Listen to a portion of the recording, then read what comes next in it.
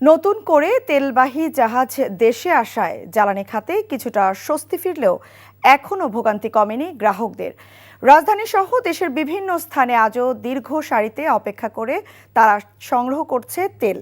তেল না পাওয়ার শঙ্কায় ঘন্টার পর ঘন্টা অপেক্ষা করে গাড়ির জন্য তেল সংগ্রহ করছে গ্রাহকরা।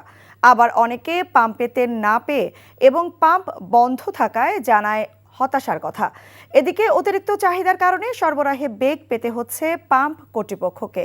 বরাদ্দ অনুযায়ী পাম্পগুলোতে তেল সরবরাহ করা হলেও অতিরিক্ত চাহিদায় ভোগান্তিতে গ্রাহকরা। আগামী সপ্তাহের মধ্যে অবশ্য জ্বালানি সংকট কেটে যাওয়ার আশা করছে সরকার।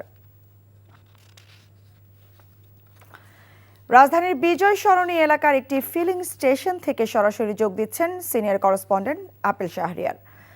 আপেল, এই মুহূর্তে পাম্পে কি চিত্র দেখছেন?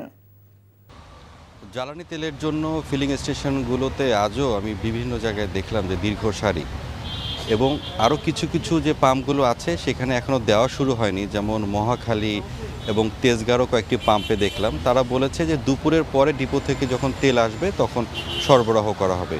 আর রাজধানীতে যে কয়েকটি পেট্রোল পাম্পে মোটামুটি তেল থাকে সেটির একটি হচ্ছে বিজয় সরণির আমি এখন যে পেট্রোল পাম্পের সামনে আছি।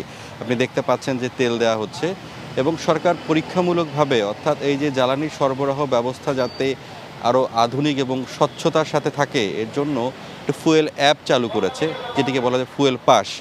এবং সেই অ্যাপের মাধ্যমে আসলে রেজিস্ট্রেশন করা যাবে, এবং রেজিস্ট্রেশন করে যখন এই পাম্পে যখন আসবে সেটি কিউআর কোডের মাধ্যমে সেটি যখন দেখানো হবে, দেখানোর পরে তখন তেল দেওয়া হচ্ছে।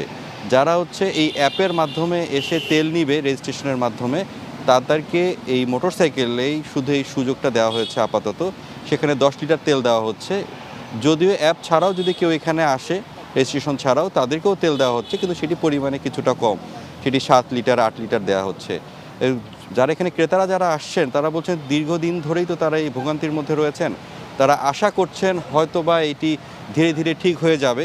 এবং পেট্রোল পাম্প কর্তৃপক্ষ বলছে যে যারা এখানে আসছে অনেক সময় দেখা যাচ্ছে যে তাদের ট্যাঙ্কিতে তেল থাকা সত্ত্বেও অনেকে সেটি পর্যাপ্তই, হয়তোবা 2-1 দিন সেটি ব্যবহার করা যাবে, তার মধ্যেও তারা চলে আসছেন। অর্থাৎ বাড়তি যে যাতে তেল নিতে না আসে এই জন্য কিন্তু অনুরোধ জানানো হচ্ছে, এবং সরকারের পক্ষ থেকেও বারবার আশ্বস্ত করা হয়েছে যেহেতু যুদ্ধবিরতিতে চলে গেছে ইরান যুক্তরাষ্ট্র, এবং বিশ্ব অর্থনীতি অর্থাৎ বিশ্ব বাজারেও কিন্তু জ্বালানি তেলের দাম কমে গেছে, অর্থাৎ বাংলাদেশেও কিন্তু এর প্রভাব পড়ছে এবং তেলের সরবরাহ স্বাভাবিক রয়েছে বলে জানানো হয়েছে।